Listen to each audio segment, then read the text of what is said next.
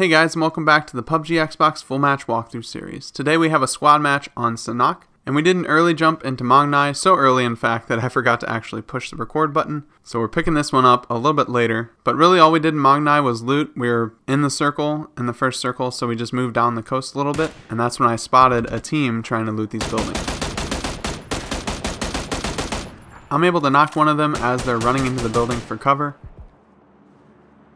Unfortunately, I'm not able to knock the other guy that's just running around, doesn't know exactly where we are. And then my friend starts getting shot by their teammate as we're on this hill.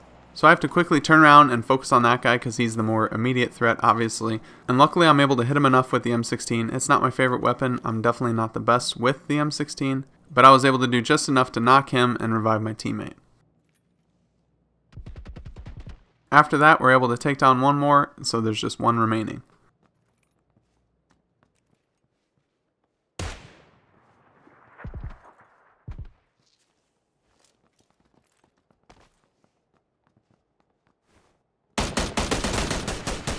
And that's the squad wipe. So this is good because we get a good chance to loot up. We should have enough ammo, enough healing, anything that we need for the rest of the match, hopefully, after looting these 3 boxes. I'm able to walk away with an M4 instead of an M16, so I'm happy about that. I got it pretty much fully kitted out, and I have a Kar 98 with a 4x scope on it, which is really good as well. We're playing Sanhok, and it's cloudy weather. This is my absolute favorite time to play Sanhok. I don't like it as much in the sunny weather. I definitely prefer the cloudy weather with the overcast and everything. And a 4x scope with the overcast is more than enough, especially on Sanhok with all the trees and everything like that. You really don't need anything more than a 4x scope on this map. So basically we just ran the circle and we kept running because the circle moved again, briefly stopping here and there to check the loot to see if we can upgrade anything, but we pretty much just head to the circle. And these houses that we're approaching right now are just going to be in, and I think we'll post up here for a little bit until the circle closes.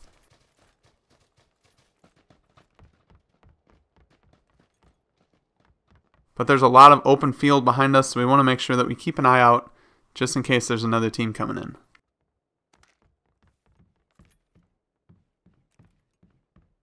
And that's exactly what I noticed when I looked out the back. A whole team coming our way.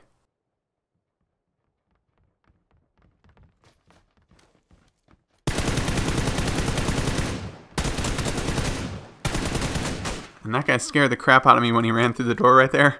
So I freaked out and I just instantly finished him. Usually I try not to do that in case one of us gets down. Maybe they'll leave us if we leave one of their players. But he scared me, so I just kept shooting.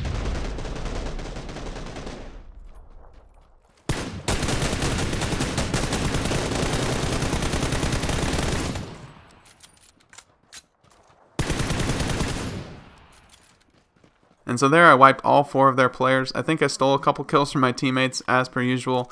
Lately it seems like I'm getting those last shots in. My teammates are doing most of the damage, but we'll take it. We all survived. It doesn't really matter who gets the kills, it just matters that we're living.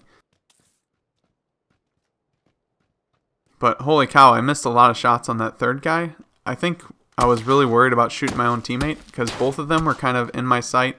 And I didn't want the spray to go to the left out of my control and hit one of them. So I just kind of took it easy. But man, I missed a whole bunch of shots there. And my friend got down because of it, honestly. But luckily, we were able to escape that fight and move on. And I have 6 kills. So, you know, things are looking great.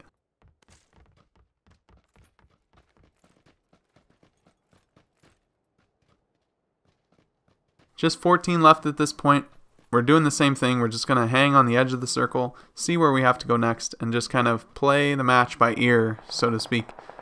Just let the match dictate what we do, not push to center of circle and then get surrounded or, you know, try and look for fights. We're just going to hang back. This late in the game, we just want to make sure that we have ourselves covered. No one's going to sneak up behind us, and then we can take on any threat that comes our way.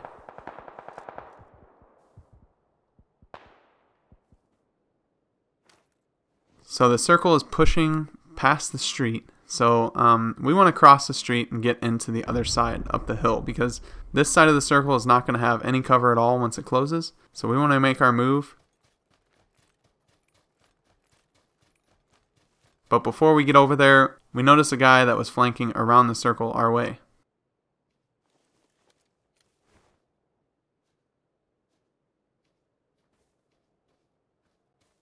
And right here, I keep my peek way too long. I should not have looked at that guy too long. He was able to easily shoot me right in the chest. Luckily, he didn't hit me in the head and knock me, but my other friend had a good angle on him, and he just melted him with the VSS, which is pretty much his go-to weapon. If we can find a VSS, we always give it to him because he's really good with the weapon. I don't know about you guys, but certain weapons in the game, I'm just trash at. I mean, you can argue that I'm trash with a lot of the weapons. I'm sure a lot of people will say that. But the VSS in particular, for some reason, I just can't use that thing unless I'm like 10 feet away from somebody and I can just full auto blast it. But my one friend is really good with the VSS, and my other friend is pretty good with like snipers, M24s, and Kar 98. So we kind of have our defined roles. If we find a certain weapon, we tell each other, hey, here's a VSS for you, you know, and we just move on from there. But yeah, what's your weapon that you just can't seem to control that other players have a lot of success with? Because I know the VSS is pretty popular for a lot of players, but for some reason I just can't use it very well.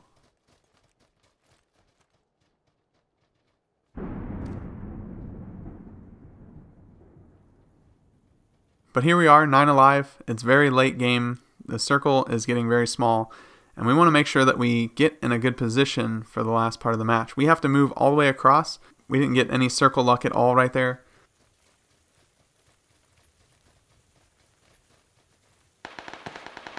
But with 3 of us alive and now just 8 remaining, that means there's 5 enemies alive. So 2 teams, maybe, you know, 3 and 2, something like that.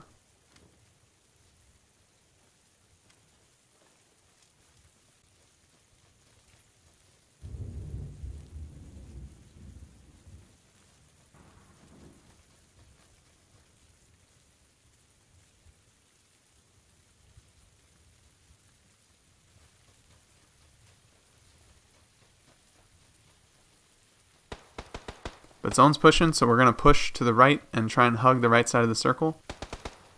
And we hear a lot of gunfire going off, so this is the time to push. This is the time to go and try and sneak in and take advantage of this situation. And I'll let the rest of the match play out from here.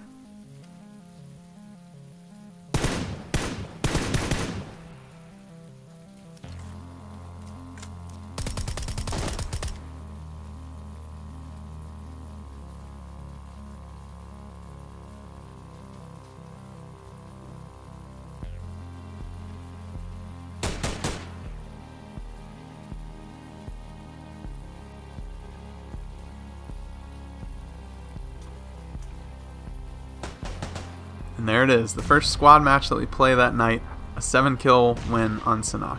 I got a lot of kills early, but I got that knock at the end, and I think that was pretty important to kind of set the tone for the rest of the match. Anytime you can knock the first player in an altercation, even if you're down a man, like say we only had 2 players and they had 3 or 4, if you can knock the first player, it kind of throws a screw into their plans. They don't know exactly what they're going to do. They have to cover different angles now. Maybe one guy goes to try and pick them up.